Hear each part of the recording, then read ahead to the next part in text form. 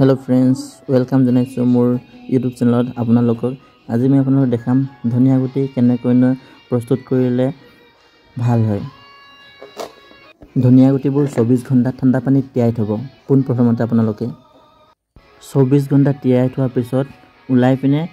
কোমল কাপোৰ এখনত বান্ধি পিনে থৈ দিব ঠাণ্ডা জায়গাত মই এতিয়া এনেকা বান্ধি পিনে ঠাণ্ডা জায়গাত থৈ দিম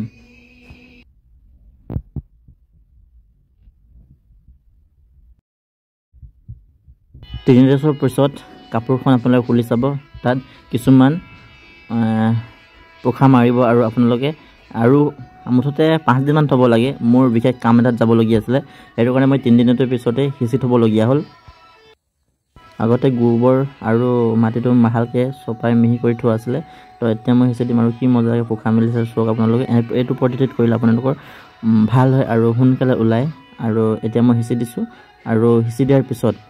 ভালকে কি কৰিব লাগিব কলপাত কাটি পিনে ঢাকি থৈ দিব এবোৰ ভিতৰত চালব আৰু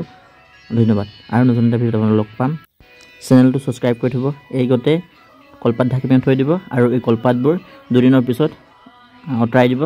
তাৰ পিছত আৰু ধনিয়াবোৰ ভাল হৈ যাব ধন্যবাদ জয় অসম